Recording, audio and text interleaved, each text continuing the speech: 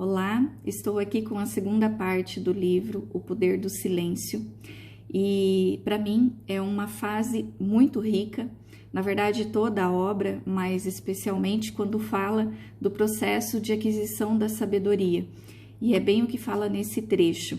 A gente tem a ideia de que a sabedoria é algo que é adquirido com o tempo e com as experiências, que só uma pessoa idosa, bem vivida, é que tem sabedoria.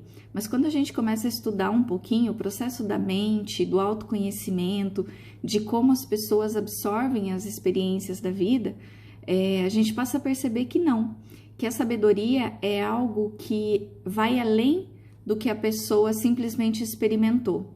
É como ela assimilou as experiências. Duas pessoas vivendo as mesmas experiências podem ter assimilado e aprendido de forma diferente.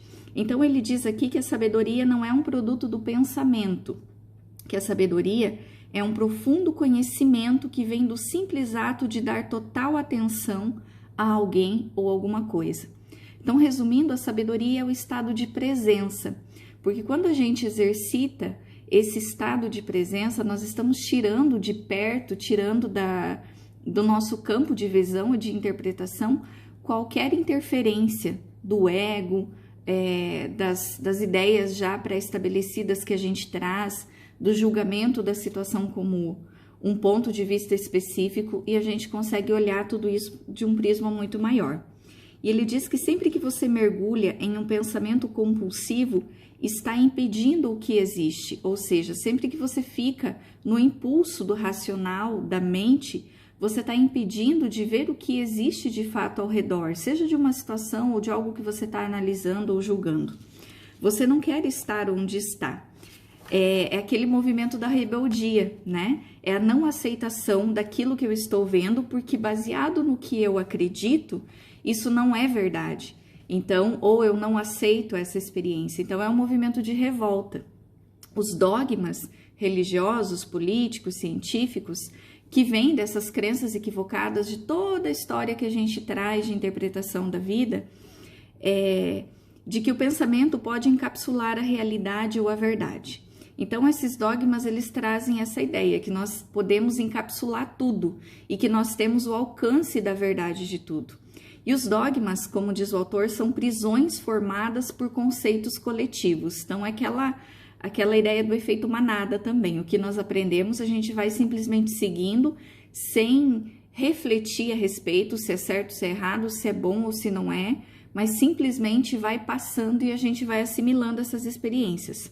O que parece estranho é que as pessoas gostam das suas prisões, pois elas lhe dão uma sensação de segurança e uma falsa impressão de que sabem das coisas. Exatamente, a gente se apega aos dogmas porque tirar os dogmas deixa a gente vulnerável, aparentemente, né? Então a gente se apega a algumas justificativas do que é certo, do que é errado, do que fazer, do que não fazer, sem uma reflexão mais profunda, como uma forma de proteção e de domínio. É um processo de ilusão de controle que a gente tende a fazer naturalmente quando não usa da reflexão, quando simplesmente absorve uma ideia e segue em frente como se aquela ideia fosse verdade, né? Então, despertar espiritualmente é despertar do sonho do pensamento. E esse é o convite, né? O despertar da nossa consciência. Quando você deixa de acreditar em tudo o que pensa, você sai do pensamento e vê claramente que quem está pensando não é quem você é essencialmente. Bem complexa essa frase, mas ela é muito interessante, porque ele está trazendo aqui a reflexão de que nós somos seres além do nosso cérebro, além da mente pensante. Você já parou para se observar pensando? Parecem ter duas pessoas, parece uma dualidade. É como você identificar uma criança e um adulto. A criança está ali fazendo barulho, brincando, correndo, e o adulto refletindo sobre a situação. Nós não temos o hábito de acordar esse adulto consciente que existe dentro de nós, que é a consciência superior, o eu superior, né? O ser consciencial, o terapeuta superior que existe dentro da gente. Algumas denominações terapêuticas falam sobre isso, sobre essa essência que existe dentro de nós. Então, esse segundo pensamento, na verdade, é o processo de reflexão, é aquele que analisa. E essa é a nossa consciência. Quando a gente está deixando o pensamento seguir, quando a gente não tem a consciência do que pensa, nós estamos agindo de forma mental, de forma automática, sem fazer esse processo de análise, de reflexão, de acordar esse adulto que existe dentro de nós. Então, achei muito legal o que ele fala aqui. Quando você deixa de acreditar em tudo o que pensa, você sai do pensamento e vê claramente que quem está pensando não é quem você é. Então, quando você sai de lá e fala, opa, mas isso que eu estou pensando, isso que eu estou sentindo, é real? Faz sentido? É justo? É leve? É baseado em quê? Aonde está conectada? Com que verdade isso está conectado? É simplesmente fantástico isso. A mente funciona com voracidade, por isso está sempre querendo mais. Hoje nós vemos um grande número de pessoas com síndrome do pensamento acelerado. Quem tem ansiedade sabe o que é isso. A cabeça não para de funcionar. E aí a gente tem a ideia que nós não temos o domínio disso, que eu não paro de pensar e pronto, e que eu sou assim. Mas na verdade o que está faltando é a consciência acionar o domínio dos seus pensamentos, né? É levar a luz para isso, para que não fique como um cavalo desenfreado andando sem nenhuma rédea, sem nenhuma direção. É assim que funcionam os nossos pensamentos.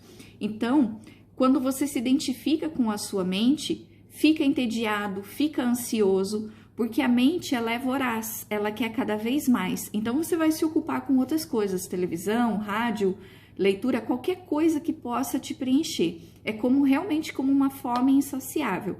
Quanto mais alimento você dá para a mente, mais ela quer comer. Transferindo a sensação mental de carência e sua necessidade de querer mais para o corpo e se satisfazendo temporariamente querendo mais. Então, é aquele movimento até que eu comentei no vídeo anterior, a sensação de beber água do mar. Quanto mais você pensa, mais você quer pensar. E o exercício de silenciar e acionar essa observação é o curativo para tudo isso. E é justamente o que ele diz aqui. A alternativa é aceitar o tédio e a ansiedade e observar como é sentir-se entediado e ansioso. À medida que você se dá conta dessa sensação, surge de repente um espaço de calma em volta dessa sensação de ansiedade, porque você está olhando para ela, está direcionando a sua atenção.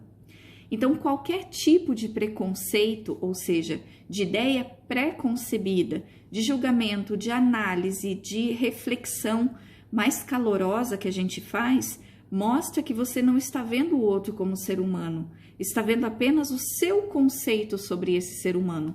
É aquilo que eu falo sobre o ponto de vista, a perspectiva pessoal, as crenças que eu aprendi na minha vida, a minha história de vida, a minha realidade formou uma ideia em relação ao mundo e às pessoas. Quando eu pego essa ideia como forma de análise, muitas coisas parecem certas ou erradas, muitas coisas merecem um julgamento. E quando a gente amplia a perspectiva dessa situação, a gente vê que a verdade não é tão simples de se acessar como a gente pensa. Eu gosto de trazer o exemplo dos pontos de vista, né? Se a gente coloca num movimento constelar uma mãe que é mãe de uma pessoa que assassinou uma outra pessoa. Essa pessoa que foi assassinada tem uma outra mãe, né? A mãe dele. Qual é o ponto de vista da mãe do assassino? Qual é o ponto de vista do assassino? Qual é o ponto de vista do assassinado? E qual é o ponto de vista da mãe de quem foi assassinado? Se a gente olhar todos esses prismas, nós vamos mesclar entre justiça e injustiça, certo e errado, punição, não punição, é uma pessoa boa, não é uma pessoa boa. Então, com que base nós fazemos um julgamento? Sempre com aquilo que a gente tem como verdade. E aí é que esse julgamento fica limitado. É limitado dentro dessa perspectiva que a gente traz. Por isso que qualquer tipo de preconceito, de ideia pré-concebida, está relacionado à mente e não à consciência. A inteligência desprovida de sabedoria torna-se muito mais perigosa e destrutiva. Isso aqui é simplesmente sensacional. Muitas pessoas acham que por ter conhecimento intelectual, por terem diplomas ou qualquer coisa assim, são pessoas inteligentes. Podem até ser intelectualmente inteligentes, mas se isso não tiver aliado à sabedoria, e a sabedoria é algo que vem do coração, é essa essência, esse encontro com a consciência, de nada vale. Pelo contrário, pode ser perigosa e destrutiva. Se nós olharmos na história da humanidade, quantos exemplos nós temos de pessoas ultra inteligentes, que têm um QI super elevado, mas que não têm o desenvolvimento da consciência. E aí utilizam a sua capacidade cognitiva, intelectual, para desvirtuar a vida e as experiências que vive, né? E o contrário é muito mais valioso do que a gente pensa. Se nós olhamos, por exemplo, para a cultura dos aborígenes e percebemos o quanto de ignorância, de conhecimento eles têm, mas o quanto de sabedoria aquele povo tem. E quantas pessoas que não têm acesso a conhecimento demonstram uma sabedoria muito maior do que qualquer pessoa que possa ter o alcance maior de refletir, estudando um livro de psicologia, de filosofia, de autoconhecimento, seja do que for. Mas é claro que as duas podem andar junto.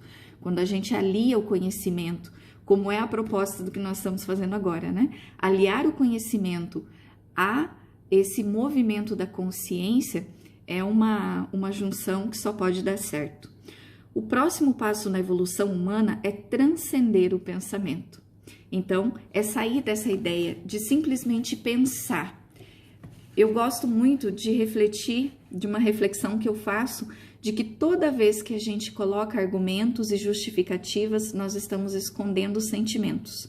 Ou seja, quando a gente fala, quando a gente quer justificar, quando a gente tem 1000 razões para acreditar ou fazer alguma coisa, significa que nós não estamos deixando a consciência falar.